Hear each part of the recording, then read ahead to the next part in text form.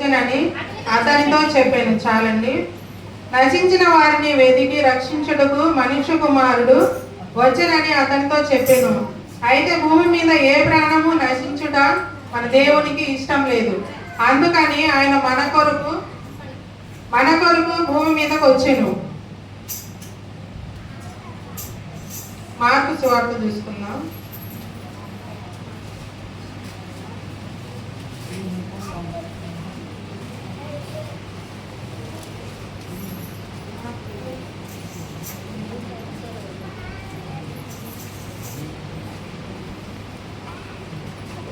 Mark సువార్త 37వ అధ్యాయము.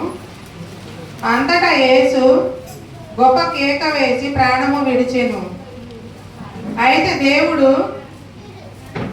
యేసుక్రీస్తు వారు శిలువలో పలికిన 6వ మాటగా ఇది మనం చెప్పుకుంటున్నాము. అంతటా గొప్ప కేక వేసి ప్రాణము విడిచెనంట. పైన చూసుకుందాం. ఒకడు పరుగెత్తుకుపోయి ఒక స్పాంజి చిరకలో ముంచి రెల్లును తగిలించి ఆయనకు త్రాగనిచ్చి తాళూడి ఏలియా విని దింపవచ్చునేమో చూద్దామనెను. అంతటా యేసు గొప్ప కేక వేసి ప్రాణము విడిచెను. చాలండి. యేసుక్రీస్తుని చేదు చిరకనిచ్చారు. దాహం అని అడిగినప్పుడు చేదు చిరకనిచ్చారు. కానీ దేవుడు యేసుక్రీస్తు వారు తీసుకోలేదు ఆ చిరకని.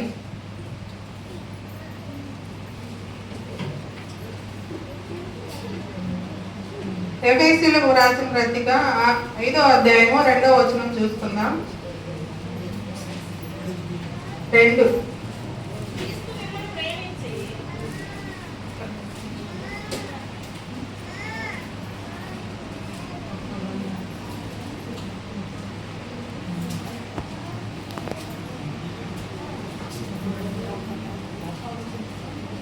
మనము మన అపరాధముల చేత 5:2 క్రీస్తు మిమ్మల్ని ప్రేమించి పరిమళ వాసనముగా ఉండుటకు మన కొరకు తను తాను దేవునికి అర్పణముగా బలిగాను అప్పగించుకొనెను. అలాగునని మీరును ప్రేమ కలిగి నడుచుకొనేది. చాలండి. క్రీస్తు ఇక్కడ ఏమంటున్నారంటే మిమ్మల్ని ప్రేమించి పరిమళ వాసనగా ఉండుటకు మన కొరకు తను తాను దేవుని అర్పణగా ఇచ్చారంట. మనం ఏం చేస్తున్నాము? మనం అలాగుంటున్నామా? ఆయన మన కొరకు శిలువలో బలియాగమయ్యారు. తను తాను దేవునికి అర్పణగా బలియాగం అప్పగించుకొనేను. అలాగునని మీరు ప్రేమ కలిగి నడుచుకోండి అని చెప్పాను. మనము ఒకరి పట్ల ఒకరు ప్రేమ కలిగి ఉండాలి. ఒకరి పట్ల ఒకరు స్నేహము కూడికగా ఉండాలి. మనము ఎదుటి వారిని ద్వేషించకూడదు. దేవుడు శిలువలో ఆయన తను మొదటిగా పలికిన మాట, తండ్రి వీరేమి చేస్తున్నారో వీరు ఎరుగరు కనుక వీరిని క్షమించమన్నాడు. అంటే దేవుని పట్ల మన పట్ల దేవుడు ఎలా ఉన్నాడో మనము కూడా ఇతరుల పట్ల అలాగే ఉండాలి. ఆయన చాలా బాధలు పెట్టారు, హింసించారు, తలపై ముళ్ళ కిరీటం పెట్టారు, ఆ కొరడాలతో దెబ్బలు కొట్టారు. అయినా దేవుడు ఏం చేశారు? క్షమించారు వారిని. అదే మనమైతే సాధిస్తామన్నమాట. పేతురు రాసిన పత్రిక మొదటి పేతురు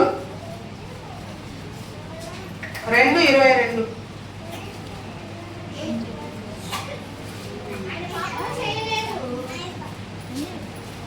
ఆయన పాపము చేయలేదు, ఆయన నోటను ఏ కపటమును కనబడలేదు, ఆయన దూషింపబడి బదులు దూషింపలేదు, ఆయన శ్రమ పెట్టబడి బెదిరింపగా న్యాయము తీర్పు తీర్చు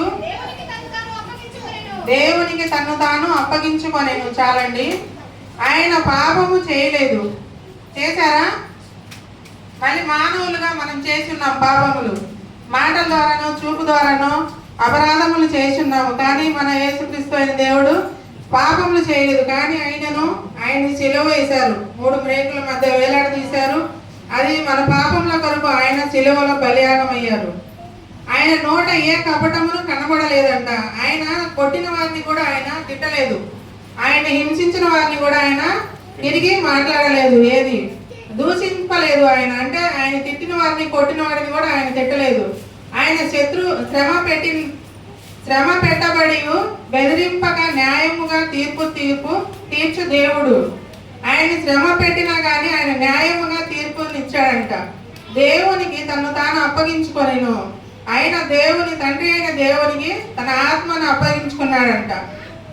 చిన్న వాక్యం దేవుడు దీవించును గాక. చిన్న ప్రార్థన చేసుకుందాం.